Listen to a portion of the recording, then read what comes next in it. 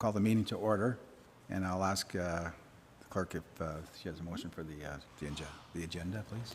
The motion reads that the agenda be approved as presented. Although, can I have a mover, please? I'll ask for Jim, and then for a second there, Martin. All those in favor? Carried. Next, we have a motion for the minutes of the previous meeting. I'll ask the clerk to read the motion, please. That the minutes of the meetings held March 26th and April 4th, 2025 be adopted as presented. Are there any questions regarding the minutes of the previous meeting? Seeing none, all those in favor? Oh, sorry. All those, give me a mover. Martin, seconder, Jim. I'm going to start that again, are we? All those in favor? It's carried. Is there anyone here who wish to disclose a pecuniary interest or a conflict or anything there? Seeing none, we'll move on to the items for discussion. We do have a motion first before we start. As you go up through the items, just because there's different motions, just stop and then we'll continue on the next one. And let me know when you're going to continue the next one. Down? Okay. So let's just read the motion, please. That the OPP report for January to June 2025 be received for information purposes.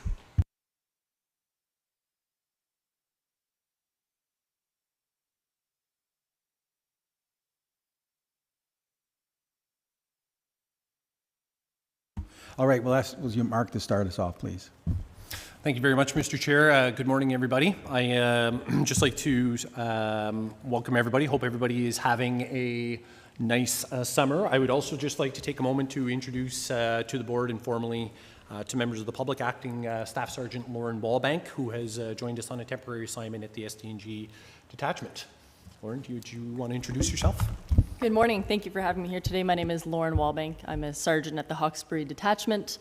I spent most of my career in the GTA and was happy to move back home to Hawkesbury. My hometown is St. Eugene, and it'll be a year that I spend in Hawkesbury.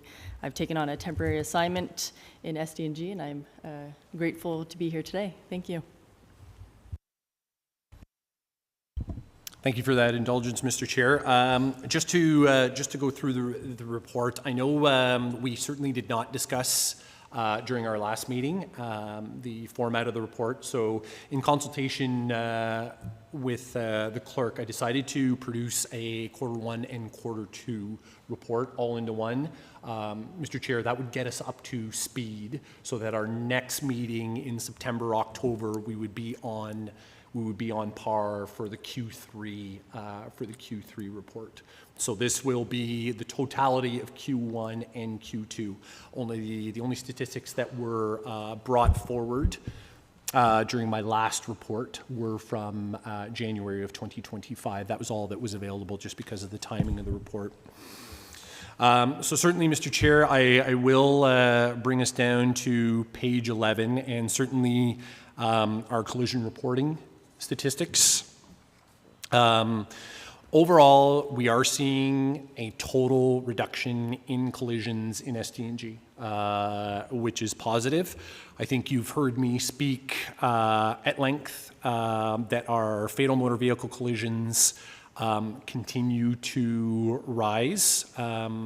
Those are both having to do with motor vehicles, motorized snow machines, and off-road vehicles. I can assure you that we do have a robust strategy, as I've discussed on multiple occasions, about the 4 E's, about how to try and tackle those things. Just to be able to provide the board with some data of the seven fatal collisions that are currently listed, I can tell you that 2 occurred on private property, and they involved all-terrain vehicles. Now, although very, very challenging for obvious privacy reasons, it'd be very challenging for us to enforce any type of enforcement on private property when it involves those ATV vehicles. However, that does not diminish the fact that we want to educate the public, right?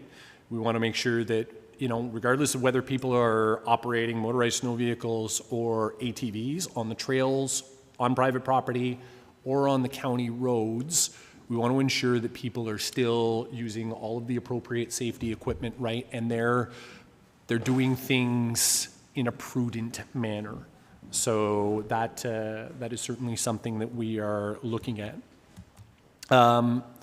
When we go down to page 12, looking at the just the total, again, the fatalities from the collision reporting system. The only one that did not show, for some reason, it is only showing one in the off-road vehicles, but I can assure you that the system made an error report where it was an off-road vehicle, it was on private property, and we are having that error corrected. So although it only says one there of what I just spoke of, it is actually 2 all-terrain vehicles, and they were both on private property. So I will, Madam Clerk, I will furnish you, once that has been corrected within the internal system, how it pulls from our reporting system into this report. Once they've made that correction, I will provide you with an updated page 12 for everybody. The primary factors that we continue to see, obviously speed is one of them, is a contributing factor. Alcohol and drugs, distracted driving. So these are the trends, that aren't just present in SDG, but they're right across the province. There's a reason that we call them the big 4. So alcohol-related, speeding, distracted driving, lack of restraints, or lack of proper safety equipment. I would categorize both of those in the same one. They continue to be contributing factors in the collisions, and they continue to be a priority for the detachment to look out for.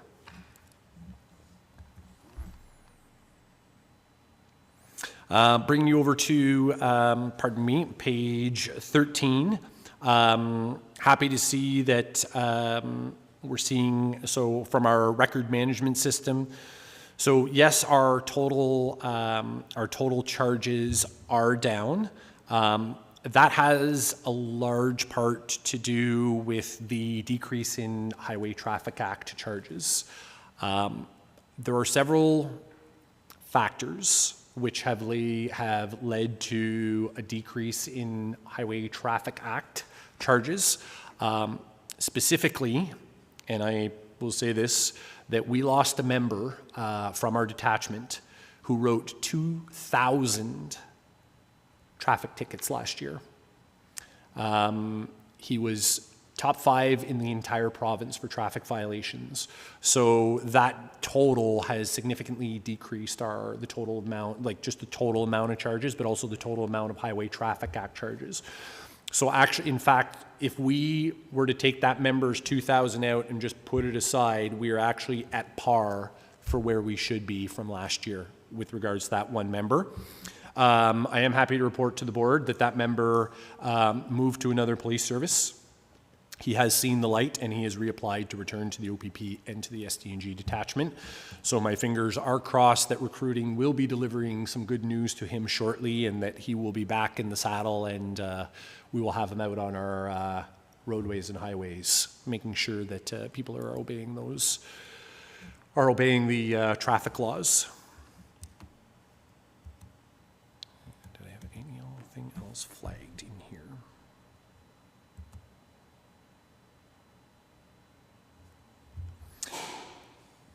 Just bringing a on page 15 with the charges. I know there's a big decrease in the federal statutes charges.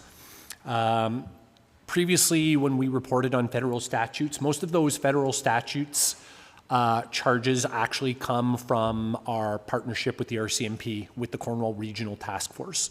So, Mr. Chair, and just for the information to the board, I don't know if I've spoken about this before, but the OPP and our SDG detachment are actually part of the Cornwall Regional Task Force, which its sole mandate is stopping contraband from either crossing into the US or crossing back from Canada. Certainly with changes in some federal policies with regards to the movement of contraband, particularly the movement of people. There has been a significant shift in the Cornwall Regional Task Force activities. So it's been much more high visibility patrol, and they've shifted a little bit away from the investigative side. A lot of factors there. We supply, the SDG detachment supplies the members, the OPP members, but they are under the RCMP's direction as to what they do. So when they shift from a more investigative lens over to a more high visibility one, that's why we see that decrease of nearly 75% in charges year over year. Most of the investigations that the Cornwall Regional Task Force completes are very, very lengthy. Like they're not, they don't answer 911 calls for service. For example, where you might have somebody, Jim is, we're getting a call because Jim has, shoplifted at the McEwen at 43 and the 138, right? And they're immediately they're immediately laying a charge. These investigations are much longer in length, and so it takes those investigative teams. So that's why you see that. That's why you see that decrease there.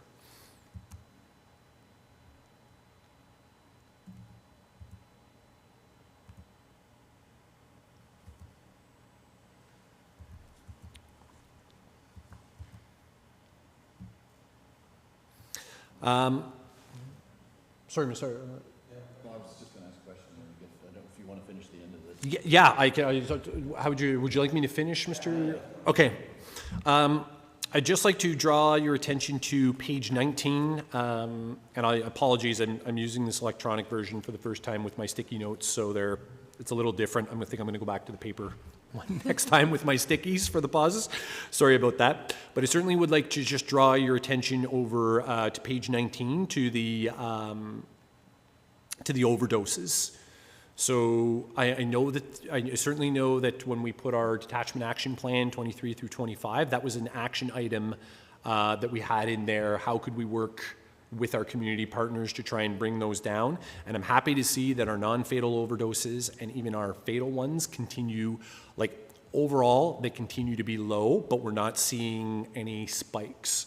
So I'm happy to see that our efforts with through education, with the Eastern Ontario Health Unit and with our community street crime unit are having positive effects on those overall overdoses. Not just fatal ones, but the ones the officers respond to. I know that other municipalities within Ontario are not so fortunate and they would not be able to report the same.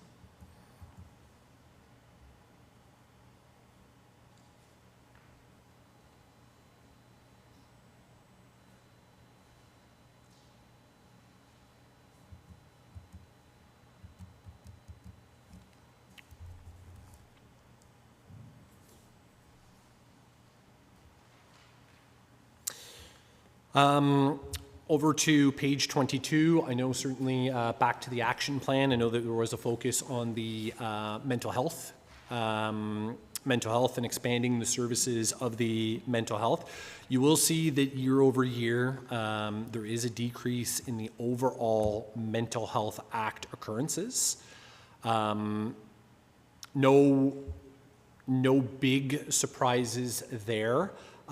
Certainly because we did not participate in the last MCERT grant because of the timing of the grant, just the very, very short timelines after conversations with CCH. It was just decided that it was not attainable to go with the grant at that time. So it is understandable that for 2025, there's 2024, 2025, when we didn't go with the grant and the enhancement, there's going to be that small dip in the number of occurrences, because right now we only have the one worker and the one officer working together.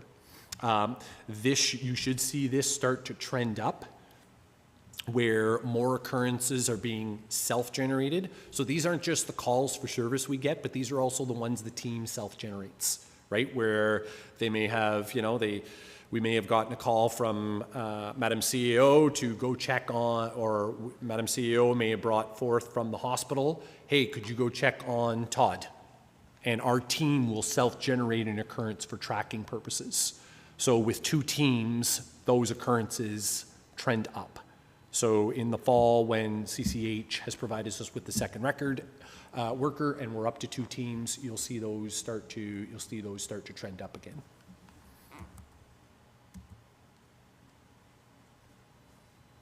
Our referrals to victim services, which is probably one of the most important partnerships we have, not just because they are an incredible community outreach service.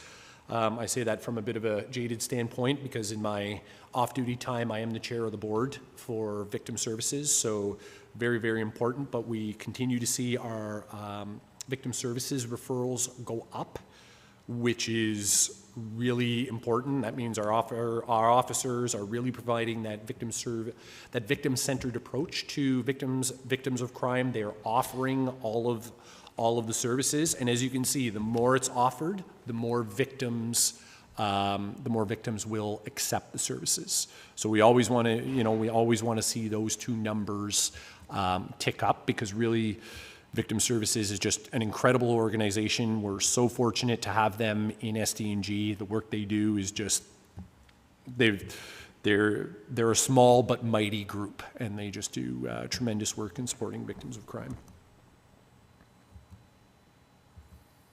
Mr. Chair, aside from that, that is my report. Those are the only highlighted sections that I had within the report.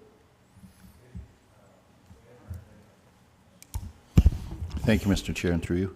Thanks for the report, and you kind of answered. I had 2 things that I had questions about, and one was the percent of charges is going down 43%, and it looked like everything is from 25 up to 50, anywhere in between.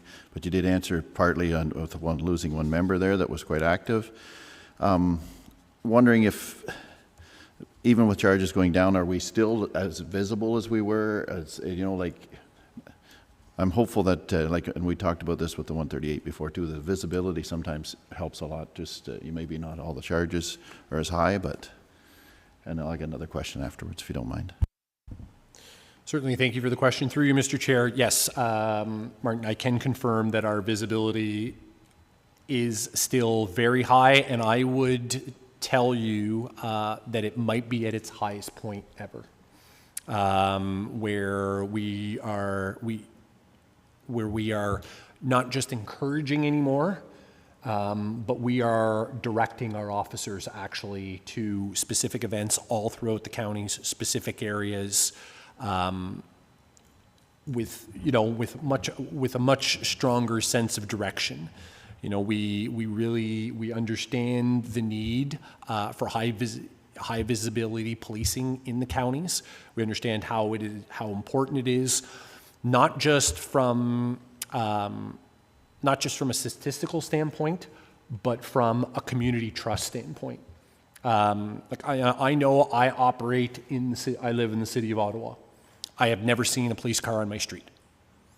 And when we look at the community satisfaction surveys, one of the criticisms is all people would like to see is a black and white drive by their house, right? Or a black and white be in some of these areas that have been identified as more problematic. So we really try and encourage, but now direct even more our officers to be out there in the public, be patrolling around, because it's really that high visibility policing. And I think, as we've spoken about before, it is not just a reality of safety, but for the public, it's probably 75%. It's that perception. And when you see that black and white, when you see that officer in your community, whether they're on foot patrol, they're at a community event, or they're doing traffic patrol, it really instills that confidence in the public, right? And that perception of safety. Thank you. My other one, and you touched on it a bit, was the federal statutes, and Just kind of explain to me the difference here. Like, so clearance rate is, we're down 75% basically, but then when I look on page 20, under occurrences, it says we're up 423%. And I don't know, explain the difference there. Like clearances, exactly what do you mean when you say clearances? Thank you for the question, Martin. And Mr. Chair, I am going to retract. I'm very sorry. I tabbed the wrong page. Now that I'm looking at that. So first of all, to answer your question, Martin, and maybe Mr. Chair, I will go backwards and clarify that. So first of all, our clearance rate is that when a call for service is generated, whether that is through the communication center or whether it's an officer-generated call for service, that clearance rate is all about how it is classified in our reporting system. So one of the factors within our reporting system that can skew the clearance rates is that when we put the stats open, if that is still open under investigation, that will show as not cleared. So that is one. So with regards to the federal statutes, when they open an investigation, and as I mentioned, some of these investigations are much more complex.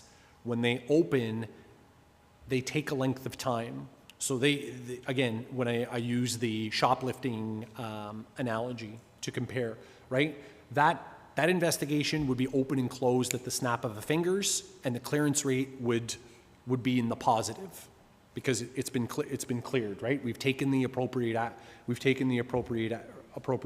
right? It's been cleared by charge, it would be in the positive. Again, when those investigations remain in the open under investigation and we pull the statistics, it will show as not cleared. So it will skew those numbers. When it comes to the federal statutes, particularly our Cornwall Regional Task Force, if they've opened an investigation and they are working over a length of time, which over a 6-month period is not unusual for an investigation to still be open of the magnitude that they do, that would skew those. Mr. Chair, I will immediately apologize. When I was reviewing the report, I made an error with regards to Martin's question. I would need to dive further into that increase, that massive increase in federal statutes, because my understanding, as I have previously spoken, has to do with because the RCMP and our CRTF have shifted to more that high visibility uniform patrol and away from those investigations. Why that number is so high, I am not sure, because I know for a fact, having or being in consistent contact with the members of the CRTF, I am at a bit of a loss at the moment why that number is so high. So again, my apologies for A, the confusion, and B, for being unprepared, Mr. Chair. I can get back to the board with a better answer. Thank you very much, and it helped a lot to know what the clearance rate means, because it's mentioned further and it's mentioned in the annual report too, and I just pretty new on the board, wasn't sure what they were.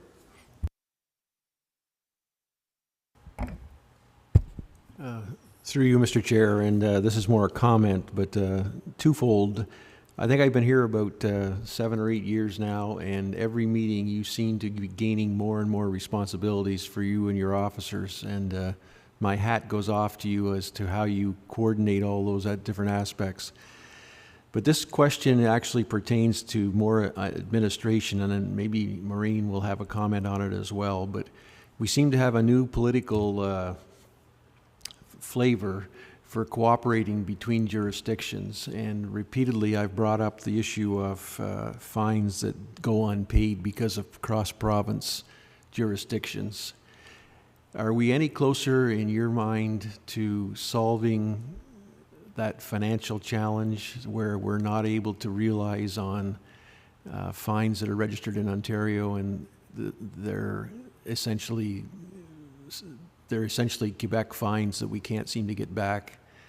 And the reason I'm asking the question is that there's a revenue aspect here that would make everybody's life easier if we could be realizing some of those losses that we're currently incurring, and maybe address some of the shortages that I'm sure you could find money for if we could make up some of that revenue that currently we're writing off.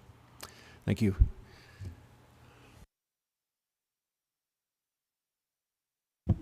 Thank you for the question, and through you, Mr. Chair. So first and foremost, yes, I thank you for recognizing that our responsibilities as officers are continuously evolving, and I could make no secret of it. Depending on the geopolitical situation, they can affect some of the priorities that we are asked to respond to.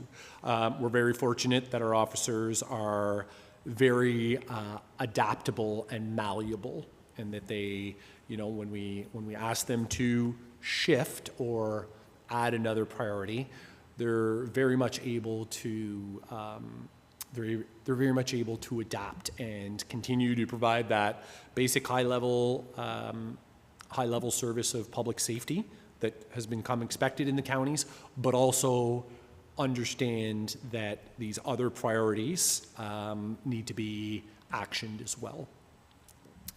With regards to the unpaid fines, I can only comment that the ministry or the province of Ontario has reciprocal agreements with all of the provinces and numerous of the states.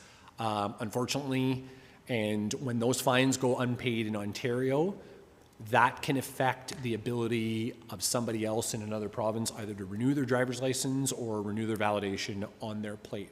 Unfortunately, there is no mechanism to, for example, force the province of Quebec, the SAC to, if I've got a $110 unpaid ticket in Ontario, there's no mechanism for the SAC to collect that on the province of Ontario's behalf.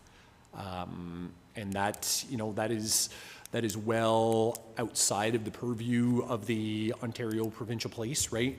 We enforce the laws. When we do issue provincial offense notices, the set fines are made by the government through the regulations, right? We have no mechanism, and it's well outside of our purview to even think about any type of cost recovery. I can say, quite honestly, through Mr. Chair, I would be very hesitant, and I would even go far as to tell you and the rest of the board that any other mechanism, even if police were given some type of special power, I would be very much against. Because I have seen other jurisdictions south of the border where previously they gave the police the power to collect fines at the side of the road for out-of-province drivers in order to address just what you brought up. And it was a disaster. It led to rampant corruption with some of the smaller, less well-funded police services. So I really, really think that that would be a very slippery slope. It's always a conversation to be having with through our government representatives. Always a conversation to be having with them and be bringing back with them, and to try and have them work with their provincial counterparts on some type of recovery. Yeah, thank you for those comments. And I guess the point that I wanted to make is that we're seeing conversations that have never happened before in many aspects. I'm in the agricultural business, and we're making progress on many different items, essentially, that were triggered as a result of the complexity of the U.S. trade situation. And my point is that if those conversations are happening, perhaps this could be included in those lists, because there will be a fair degree of what I would say horse trading, and it would be nice if we could recognize that this aspect in particular is pretty important to SDG. So thank you for your comments. Thank you, Mr. Chair. Excuse me. First and foremost, just a comment, then a question, if you don't mind, through the chair to Mark. Thank you for the detailed report. It's great to see details. The first comment I want to make, though, is in regards to Highway 2, and you alluded to it in regards to more patrol and being more visible. We had the conversation here not so many months ago in regards to Highway 2, especially from Cornwall up to Somerstown Road. I will say there is a marked difference of patrolling in that area. And unfortunately, we saw another incident just beyond that a couple nights ago. But there's a great presence, and I do know the residents along that thoroughfare are appreciating the cars that are parked in pretty unique spots. So thank you. And secondly, I've only been here 7 or 8 months, not 7 or 8 years. So I do ask questions because I've sat on quite a few boards. But to your report, which I appreciate in its detail, and maybe I've missed it or we're going to get it at some point, but a staffing report. And the reason I asked for that, Mark, or want to see that, is we're part of the budget process here, and we are asked sometimes, you know, for example, I don't even know how many OPP we have right now in this jurisdiction. And I think it's important information, especially if we're part of the budget process, that we see what goes on within our unit on whatever we decide as a board through you, how you would want to relay that to us. But I think those numbers are important. I think as we're going to be advocates for the detachment that you represent, we need to know and be out there selling the OPP in a positive fashion. So I think those are numbers that we must see and have as a board. And I'm not sure if you're going to say something different to me in respect to that, but I look forward to your response. Oh, auxiliary as well, because, and the reason I ask that is Cornwall's got a pretty defined auxiliary department here, and some people have asked me of interest about OPP auxiliary, and again, I have no answer for them.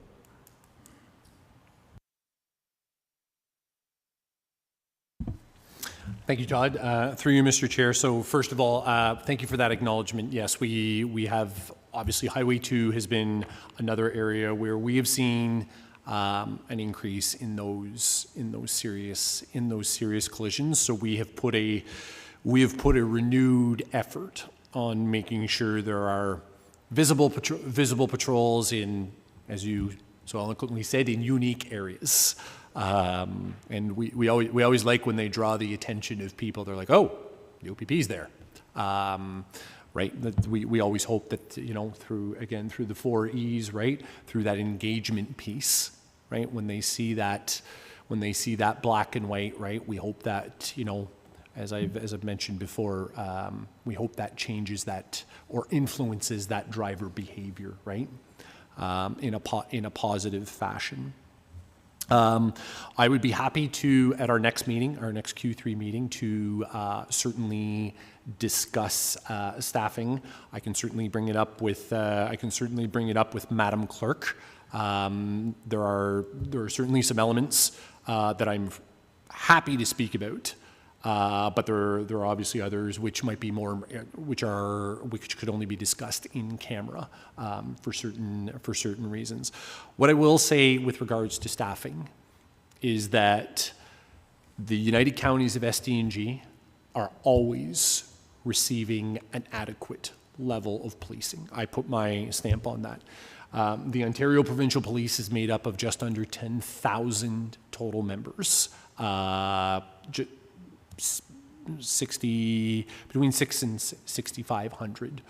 So we have massive resources to draw on, and I can assure you that day in and day out, there is adequate policing occurring in the counties. When somebody picks up the phone and asks for assistance, they will always get it from the OPP. and it will never not come because of a lack of staffing. But as I mentioned during my Q3 report, we can certainly get into that greater conversation where I can provide that, and you're able to provide back to the United Counties and the community about that. So I'm sorry, the auxiliary unit as well? Through the chair, wherever you feel comfortable speaking about it.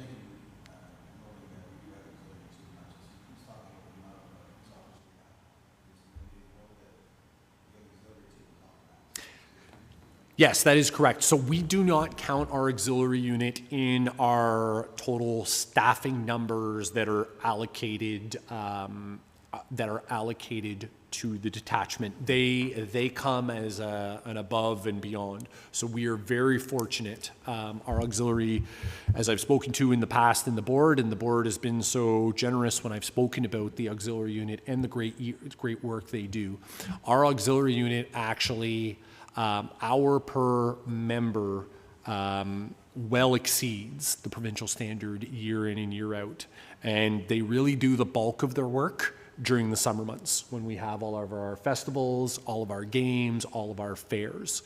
They are out there in every imaginable capacity, assisting us in a wide variety, with a wide variety of events. And we would not be able to do, our frontline officers would not be able to do everything they do without the assistance of the auxiliary unit. So, but they are above and beyond our staffing. Perfect, thank you. Thank you. Through you, Chair. Just a question on the cross-border. I know now, or at least the understanding that you have the ability to read license plates more than, and does that trigger the fact there would be unpaid fines? I don't subscribe to maybe collecting on it, but or impounding cars in every instance, but where it is excessive, and you hear stories sometimes of people with 10 or 20 charges from a different province, and there's no way of catching them. But now I would think with the license plate readers, it would flag them. It's a bit of a problem from Quebec because they're only on the back, but Thank you for the question. Through you, Mr. Chair. So yes, correct. All of our frontline patrol vehicles are equipped with the automatic license plate reading so our ALPR system. So that system is not just like our it's a dual function. So it's an in-car camera which is constantly recording the actual vehicle. But also that camera is scanning the license plates of every vehicle it encounters. As you mentioned, obviously because we are approaching, the more challenging ones are going to be our drivers from Quebec, because it just doesn't pick them. There's nothing for the camera to read. Yeah. When we were on the 401 and it picks them up from the rear, it will scan that license plate. For drivers in Ontario, if there are unpaid fines, that license will come under suspension, and yes, there will be an automatic notification on the officers in the officer's mobile workstation in the car, and they're able to immediately say, and I'll Jim, car in front of me, black SUV, suspended for unpaid fines. So depending on what, and these are written directly in the regulations under the Highway Traffic Act, but depending on what the suspension might be for, if it's for unpaid fines, if it's for, it could be for driving under suspension, there could be a wide variety. There are different, within the regulations, they actually prescribe from the ministry to the police what actions we can take. So is it just a simple, or is it just a simple summons for a court appearance? There are vehicle impoundments under certain types of suspension, but not all. Unpaid fines for a vehicle suspension, Lauren, you might be able to help me out with this one. There's no way. No, there's nothing in the regulations for those unpaid fines. Is it, you know, is it another fine, I guess, and lots of times there's an additional fine if you're. Correct. You have a number, you have, that's a possibility. That is a possibility. We do see quite frequently where people have just forgotten to pay the fine. And what ends up happening is if you don't pay a fine in Ontario when you go to renew your driver's license, or pardon me, not when you go to renew your driver's license, but on your birthday, that fine is automatically applied against your driver's license. So it may not be suspended at that time, but your driver's license may no longer be valid because you have an outstanding fine, and then there is a reinstatement fee to pay. Most of the times when we see those, when we tell people, they're like, "Oh my God, I got this ticket. It was $110. I forgot to pay it. But why am I seeing that? Why is there now a $310 fine? Because there's a $200 reinstatement fee for your driver's license." So yes, they are picking them up. How it works for the ALPR is we are able to load certain information into it for other reasons than traffic, but most of the information comes from the Ministry of Transportation database. So that is what is it. So whatever the Ministry of Transportation has in the database, plus the reciprocal agreements with other provinces or states, that is what will tell us. So again, we might pull out of the parking lot, my camera might scan your license plate, but it's only going to tell me what's in the ministry system.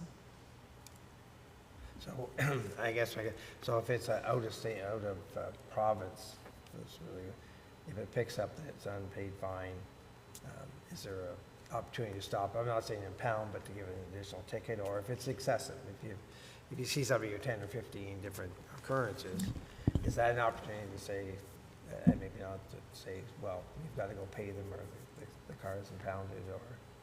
It depends. I would have to say Mr. Chair, this could be a very, very lengthy answer.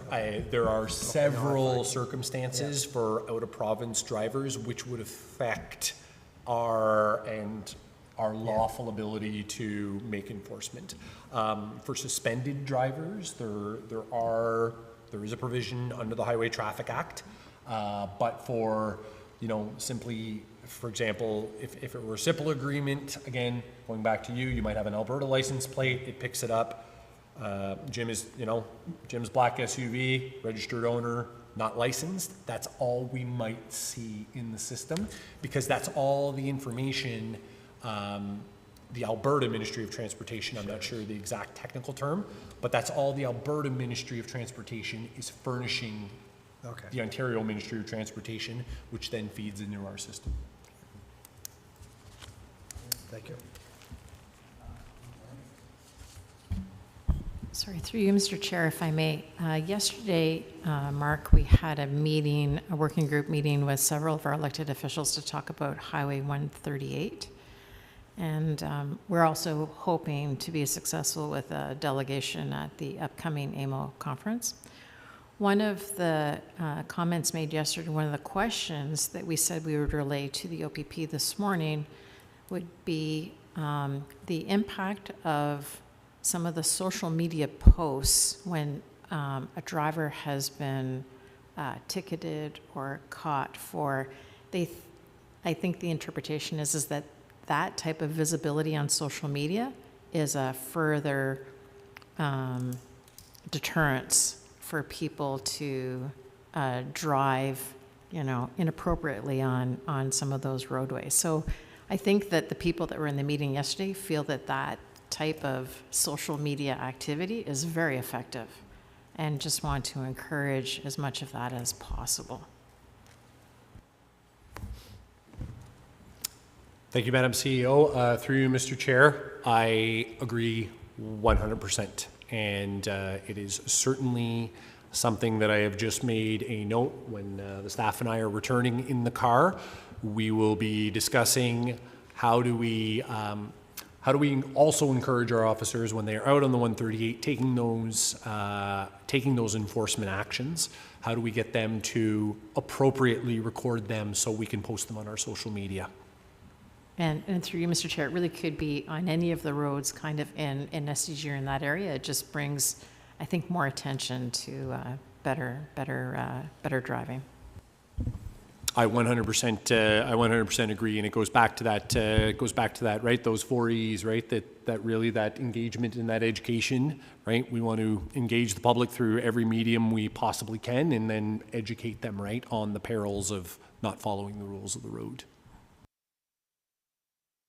I can say also that I attended that meeting, and it's just, we all felt that it's very important to keep this on the radar when we meet with the ministry, the MTO, and to find out any updates and what their priorities are, and to just give another overview. So to find out if there's anything new that we can relay back to the public. So we are on it. That's what pretty well why we're having these meetings. Another question I have, if anybody has questions, is you mentioned that one police officer that was very active with giving out, 2,000 fines annually. What is the average that, I'm not saying come up with an exact figure, so what would be an average of the fines that are given out per officer annually? Mr. Chair, I don't have the exact answer for that at this moment. Really, with such a large detachment, I would sort of have to do some number calculating. But I would certainly say through you, Mr. Chair, and to the rest of the board, I do not measure, and the OPP does not measure an officer's success rate on traffic safety and their influence on traffic safety simply through the amount of tickets they give. There are a lot of other very, very important factors that we look at in the totality of an officer's day, including traffic safety, but that would only be a small portion of one. Is there any other questions so far? Go ahead, Todd. Sorry, Mr. Chair, one just came to mind, and obviously with my background from the school board, I just want to see how's the OPP, obviously we're hearing about it on a daily basis through a provincial government, about policing in schools. We do know it's going to affect your staffing one way or another, being such a big area for county schools. How or do you foresee going forward and making sure that you follow the provincial lead?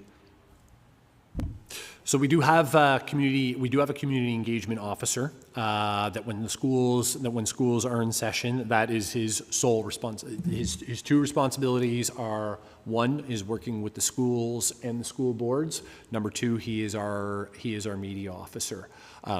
We do have a separate officer that assists us with the social media portion, but he handles most of the traditional media. We certainly recognize that as a new provincial priority, and as the provincial government has said, right, they want to see a return to having those community resource officers back in the schools on a more permanent basis. I can tell you that our presence in the schools, we encourage our officers, not just the dedicated officers, but our regular patrol officers, right? If you've got time, go visit the schools, right? Go do things in the school, right? Make sure the students see you. Make sure they are visible. Go say hello. Let them sit in the car. Be that friendly neighborhood police officer. So that's one of the strategies we do use to certainly increase that. In an ideal world, I would love to, have additional officers dedicated to just the schools, and maybe in the future we might get there, but for right now in the schools in SDG we just have the one officer. And I appreciate your comments, and again recognize it's not like the municipal police forces where there seems to be more staff in regards to that, but I know as advocates around this table, I think it should be our job as well to help the OPP in regards to funding potentially for this initiative that the provincial government wants to go forward with. Thank you. I can remember when I was in grade school, we had an officer come to the school, and he had these big snakes, And that was the attraction. He'd come and talk, but he'd talk about the safety of the OPP, what they did, and we learned a lot through that. So that was something that he did often. You ever hear of him? Fitzsimmons, Officer Fitzsimmons? He was a very well-known individual at that time. He used to go to all the schools, but that was a great thing to do for the kids, you know, to make them understand and about police safety and everything and the safety of the community. It was awesome. Anyway, that said, there's no other questions for this. We have a motion that was read. All those in favor? And the next we have items for discussion at 6.2 SDG OPP Detachment Board Report Template Discussion. Thank you, Mr. Chair. Mr. Chair, just wanted to open up a discussion as I've mentioned, when the CSPA came into effect, the OPP went to a much more standardized reporting template. I know that I have in the past previously produced a different report. So for the report that I provided to the board for this particular meeting, I did do the cover page with the detachment commander's message, but there were also other categories in there, which I have the freedom to continue to report on. The actual statistical reports, that has to be standard right across the province. But I'm just simply looking for the board's feedback on whether that more detailed about, you know, some of the occurrences, some of the auxiliary activities, some of the community service activities, if that's something the board wanted me to continue to report on a more to return to reporting on as I previously had. No, I just appreciate what the commander's saying, because I think those are vital points, similar to what I asked a little earlier in regards to auxiliary. And I think if you can maintain that, I think it's always beneficial. So thank you.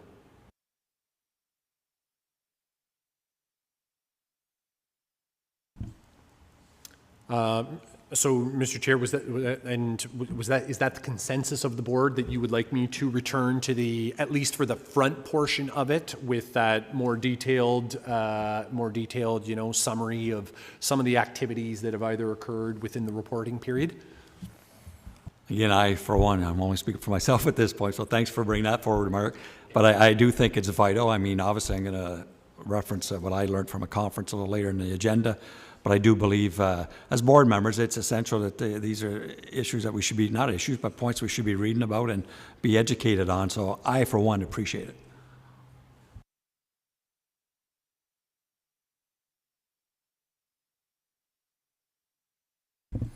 Absolutely, Mr. Chair. It's only a little bit of additional work for me and my team to just populate. That's all right. That's all right. No, I really want to be able to provide the board with a fulsome report, because I know that goes back to county council and is for the public. So we want to be able to provide them that very fulsome report. So, Mr. Chair, consider it done. The Q3 report. I will go back to the standard detachment commander message, but I will populate all the rest of those categories.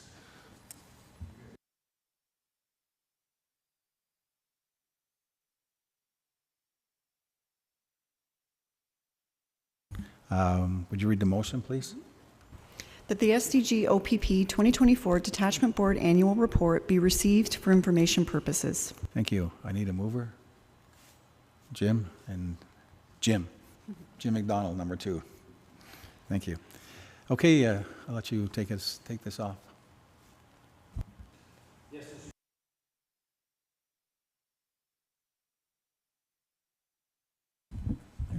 Thank you, Martin. It's only my 4th year being in county cam, so I'm still figuring out how to use the microphone.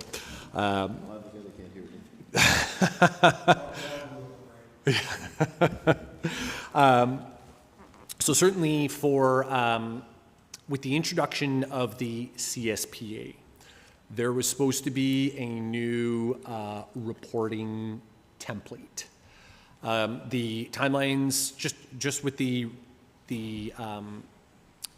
timelines when the regulations were introduced, the ministry and the OPP came to an agreement where the old template for reporting on the progress of the action plan would be used, simply because it better aligned with the old format of the old template. So for this updated template, for this updated, I guess, progress report, as it's called, all of the categories, as you've previously seen them, will be very, very similar. Once the report is adopted by the board and shared with County Council, it'll be translated and accepted. I'll be able to report back to the OPP that it has been accepted by the detachment board. It will be translated into French and it will be posted. It will be posted for public consumption or public viewing. The report parameters are very the same as Todd.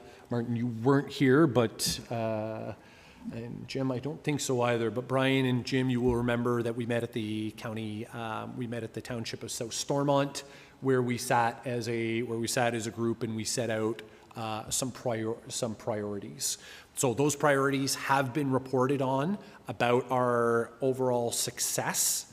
What you'll see now is under the CSPA, as of July 30th, I will need to enter into consultation with several key stakeholders, community stakeholders, including the school boards, about what they see as priorities and then what they would like to see as priorities for the OPP in their area. Once those priorities have been established, I will meet with Mr. Chair, or depending on Mr. Chair's wishes, the board as a whole, and I will discuss with the board what the priorities for the 26 through 28 action plan will be. And I will deliver them to Mr. Chair saying, these are the community stakeholders I've met with, these are the partners that I've met with, these are the consultations I've gone through, and this is what people would like to see out of the OPP. Does the board agree with these? Which ones should be the priorities? And does the board have different ones that they would like to see included in the report? You'll then see a different format on the 26 through 28 action plan. So you'll see next year, this time, you'll see the 25 update, which will look to conclude this, and then you will see the 26 through 28 plan altogether. So this actual report actually flows also into item 6.4. But the report that as it is delivered, are there any questions through you, Mr. Chair, from any of the panel members about that? Mr. Chair, if the board recalls, just through you, if the board recalls, they were Jim and you, Mr. Chair. The heaviest influence from the board were those community well-being updates that we had worked on together as priorities. One of them being the MCRT, another one being engagement with our Indigenous partners, and overdose.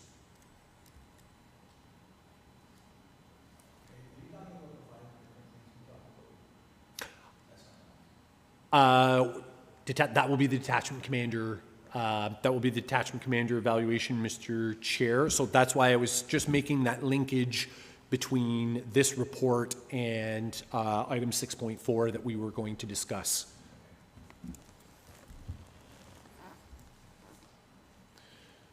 Mr. Chair, and I'll just go through you and the clerk. Did you want me to flow right into item 6.4 or? Okay. So the motion to accept the annual report reads that the SDG OPP 2024 Detachment Board Annual Report be received for information purposes. It was moved by Jim and seconded by Jim. Okay.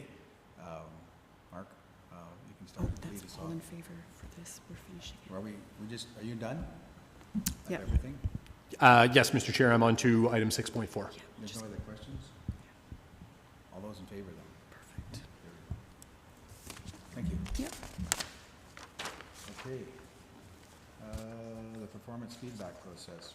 You ready for that one? So as previously, and Todd, Martin, Jim, just for your information purposes. So, and I know we keep returning to the old Police Services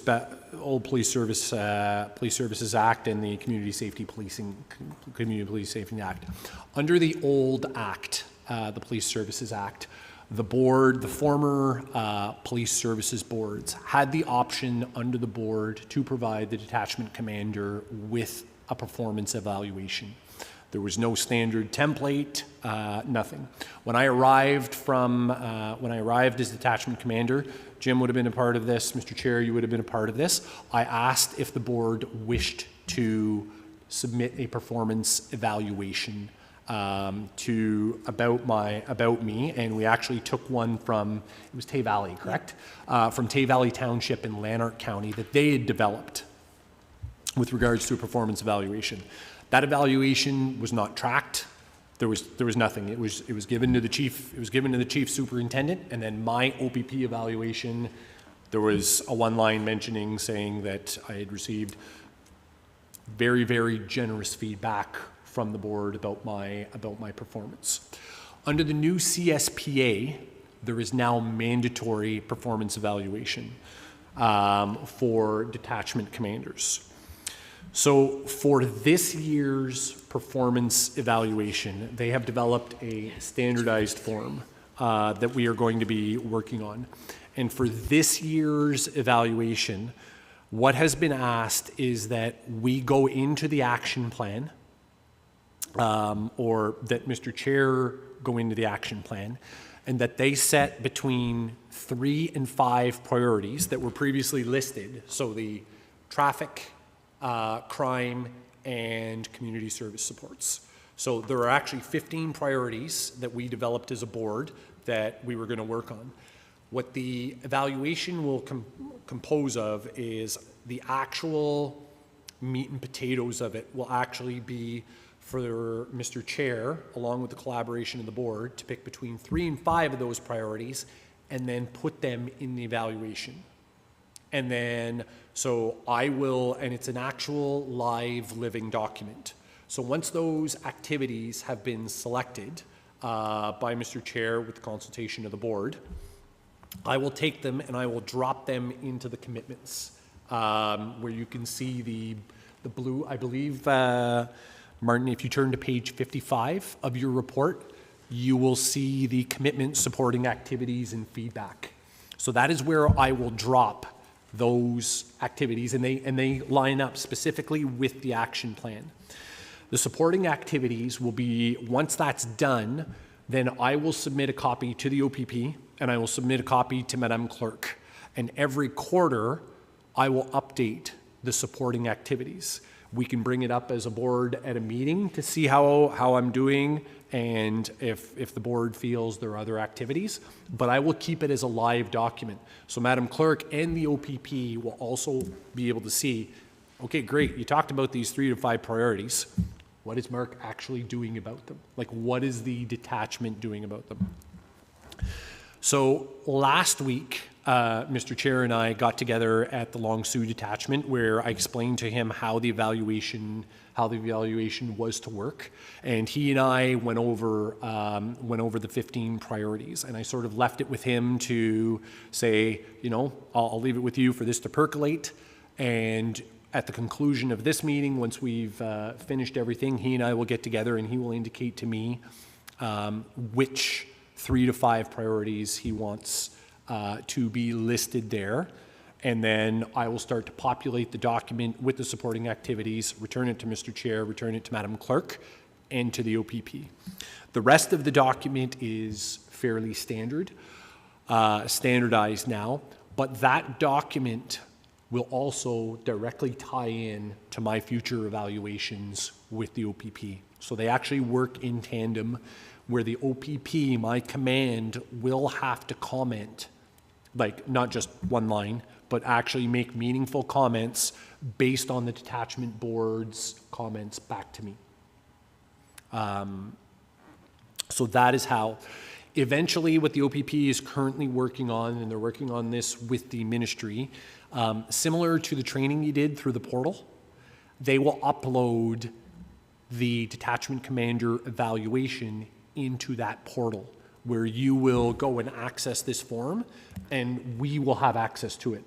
So I will be able to go in and put supporting activities in, and you will be able to track the progress live. And then at the end of the evaluation cycle, whether it is Mr. Chair or one of the other members of the board, you will actually be able to go into the evaluation and comment on that. So in the totality of it. But for the purposes of setting actual goals, they will, again, it will be 3 to 5 action items that are right in the action plan, and away we go.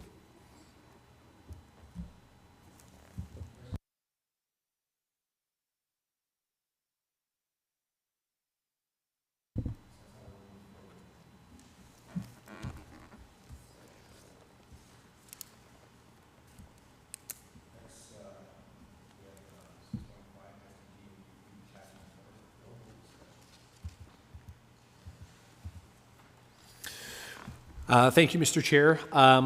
Before the, I thought that I would bring the logo that the OPP had created as a standardized logo for all of the detachment boards to potentially use across the province. And when I say potentially, as you are well aware, Mr. Chair, we are leaps and bounds ahead of other boards. To be quite frank, not just from a standpoint where we're very well organized, but from just our complement on the board. So I bring this to the attention of the board, Mr. Chair, and just for discussion at the meeting and amongst the board. The OPP's position is they're very happy if the board wishes to adopt this as the official logo of the board. They are more than happy to. If the board feels that they would like something different to better reflect the counties, we have the ability to work with the OPP, because the OPP's logo is a registered trademark, and develop something on our own. I know that last year, Todd assisted me in developing a logo as some of these things were, as some of these finer details were sorted out, and the OPP worked with the ministry on how those logos were to be. So, Mr. Chair, I leave it up to you and the board. We can always use the standard OPP or the standard logo the OPP has developed and has had officially translated, or I can certainly report back to the OPP saying we would like to use their logo, however, we would like to design something that is more reflective of the counties that we serve.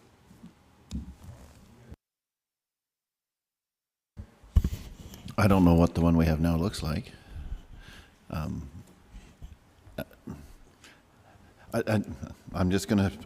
may be way off base here, but when I look at this, what stands out is the OPP logo. It's something that's very easily recognizable, but I don't see SDG's logo, which is, something that to me would be nice to have on there. This, it's bright and it does stand out. I mean, they've written the words Stormont, Dundas, and Glengarry, but so I don't know. I personally would like to see if we come up with something that we'd like better.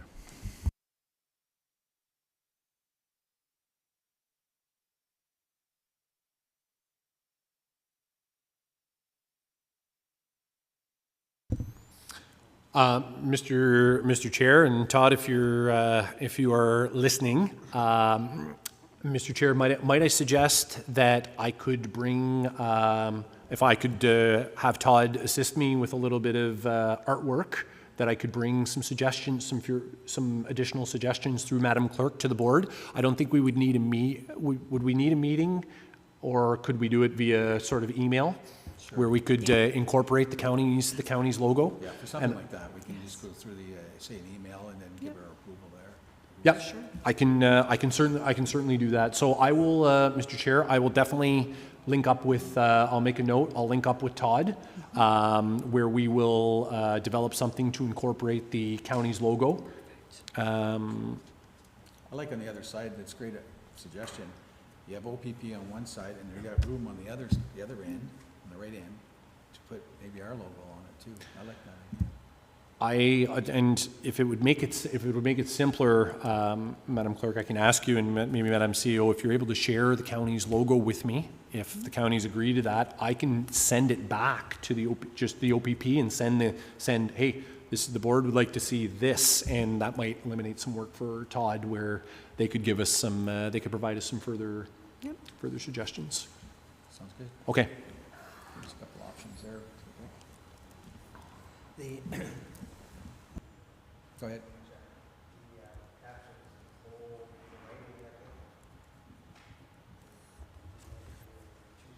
Did Jim go to the conference too? No, he went to the OAPSB Zone 2 meeting. So Todd did that. Yeah, we can, again, through you, Mr. Chair, what I will do is, the question from Jim was about the font and the way it's repeating itself. So what I will ask our designers to do is to come up with several iterations, right? We'll have the county's logo stuck on the other side. We'll shrink it down and we'll give several different fonts and several different options. I don't want to give the board like 15. No. Maybe Channels. Pardon me? Too many channels to watch. Yeah, too many channels to watch. It's like my TV package at home. So yeah, I will. Between 3 and 5, would that be okay, Mr. Chair? You already have one. You already have one here. So I will ask the OPP once I get the county's logo to come up with some different options for the board, and I will submit them through Madam Clerk for the board to consider. Everyone good with that? Okay, thank you for that. Next, under new business, we have the Todd, and actually he went to the conference, the OA PSB conference, and also Jim, he went to the OA PSB Zone 2 meeting. So I'll ask maybe Todd to start us off. Thank you, Mr. Chair. Obviously, I want to thank the board and obviously the counties for allowing me to go to that conference. I do know that I had an opportunity, and it was great actually. I had an opportunity to meet with the Solicitor General, which was, he gave me a few minutes, which was good, Mr. Kersner. And I also met with, actually he looked for me, was Graham Wright, who was the Inspectorate of Policing for, I think he's our zone rep here. And I did attend quite a bit of the conference, got to meet a lot of people and talk to different people. The biggest thing I took out of it, and probably as the commander's going through, is the changes under the legislation when it comes to OPPs and boards and right across Ontario. And I do know that some of the sessions I attended, one in critical thinking, police governance was vital, understanding police culture, also on members and meetings, how we're supposed to engage and participate as board members. And I did find out, because it was a unique conference, and I know Jim will allude to it as well from his meeting, you have municipal boards as well as OPP boards under one roof. So I guess I was the one guy that stood up and basically said, as we had these conversations, that you're talking to two different groups of people, but within one room. We do know municipal forces operate a little different than OPP forces, based on, especially on the hiring of a commander or police chief. But in speaking with different people, and as well as our representative and the minister, there is changes that us as a board have to adapt to as well. And I think what I'd like to do is at some point is obviously have a conversation with the chair, and then he can have that conversation along with the commander and the CAO in regards to what I brought back in regards to ideas going forward from what we're responsible for. And I will say, historically, OPP boards, from what I can understand out of my brief 7 months here, is it's changing. And the board concept is changing, how we have to represent as appointed people or elected officials to this board. Not drastically, but there is change, and there's change under the new act. And I think it's vital through the chair and through to the commander and the CAO that we adapt or have an opportunity to achieve some of these changes. And I think, bringing back some information from this conference, that it's important that maybe it's time for Mr. Wright as well to address the board as a whole and maybe educate us all as one. If financially we were capable of doing it, it'd be great to send everybody to these conferences, but it's not achievable, and we understand that. But for one individual to come back and try and relay everything that I got out of it, it's important for me to do through the chair. But as well, I think it's time to have the representative or our advisor come down and address us as a whole and make sure we're all, for lack of better words, singing from the same hymn book. And but it's a great conference. I know, as Jim's going to allude to it for his regional meeting, I think, as I went through the process as being appointed as a provincial rep, and I can't speak for anybody else who's sitting here, but as a provincial rep, it was made quite clear from the ministry that we attend as much training as possible to do the job as, to our capabilities. So I hope to do that with the support, and I do know and encourage other board members to participate as well in these opportunities because it is vital. But Mr. Chair, in closing, I would say that I think it is important that the advisor do address the board as a whole. I will say that I was fortunate enough that I could scapegoat a lot of questions. For the simple fact is I was new to the board. So it was easy for me to say, I'm just learning. But I can't achieve that or continue to do that for the next so many years sitting as a board member here. So OPP boards across the province, I did have an opportunity to speak to quite a few different boards, as well as municipal, and there is a lot of different things happening. So that's why I think it's important. I'm not saying that we're not doing things right here. I do not want to go on record as saying that because I think the board is very strong here. But I do believe there's things we have to do, and I think if we can be on the same page, I think it's vital that the representative come and address us at some point through the commander as well as the CAO and yourself, Mr. Chair. And I'm take any questions. Okay, I'll have the first one if it's okay. Have you spoken to Mr. Wright and asked if he would do the presentation here or make a presentation for us? My conversations with Mr. Wright, in all honesty, were I asked a lot of questions of him, but I'm not the chair, so I did not ask him to come and to come to our board here. But I did suggest to him that I would ask the chair, being yourself, that I thought was a good idea. But no, I did not comment on behalf of our board. Any questions for Todd? Okay, thanks for that, Todd. Appreciate the update. Next, I'll ask Jim to make an update on his meeting. Remember how to use this. Our meetings are, of course, just administrative more. They talked about their budgets and different activities. Say some of the major ones. At the one in Kingston, they talked about the Queen's Homecoming and the differences in some of the changes, and actually in those cases, the ability to cut the costs by about 50% of the policing, just the methods they were using. We talked about a lot of training issues and a lot of I won't say complaints, but I'll say concerns from the different detachment boards about the amount of training and how it's changed. There's additional training that has to be done online, So it's something maybe at one point they, in talking to the administrator after, suggested maybe Kim would just talk to them and just make sure we're aware of what's there. It just seemed to be a big hole that, and a lot of the other detachments are changed and new, same members on it, but it constantly comes up, so it just kind of something makes you wonder if it's more than what we were requested to do at the beginning, and they keep talking about adding a lot more, and they're a little behind the ball on getting some of these courses done. But it seems to be quite a load that they're talking about, so it might be worth further investigating. And really, in Kingston, we had a tour of the new building. It's quite an extensive building. It's, I think, 3 or 4 years old, probably, but a lot of new enhancements in it that they're doing. So we might see some of them in the next building coming in here, but not. Of course, much smaller detachment and different city versus the OPP, so it's a little bit different for sure. So Overall, it's, the meetings tend to be that way. They're just a couple hours long. And of course, people from our region, which is basically Belleville to the Quebec border, send somebody along. So I think the next one coming up is in Hawkesbury. And I will say the challenge with Castleman was that the arena is not on the GPS. It sends you to a different part of town. So I ran into a policeman that was going to the meeting, and I was able to ask him where.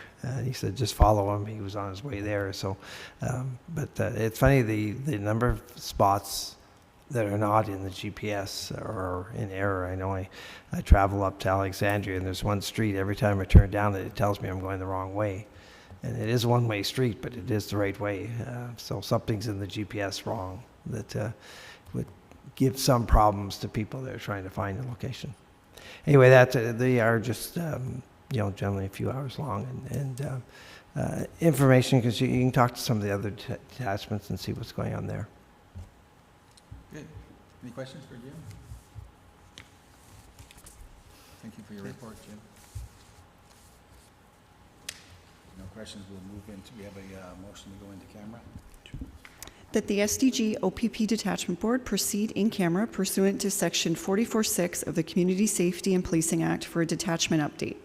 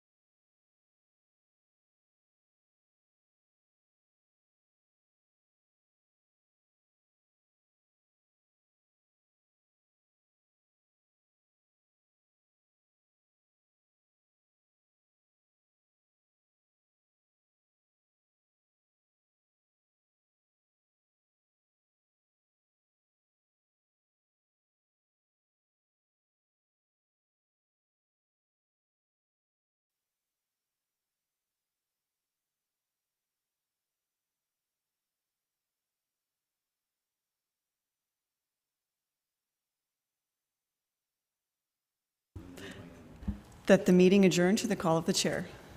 All those in, they said to move her. Who said they were moving? This is, okay, let's go back. Next time I'll have This is, pre-signed motions. this is to go into reconvene? We've Or already for- done it. Okay, for adjournment Yeah, then. adjournment. Seconder? Todd. All those in favor? Carried. You're staying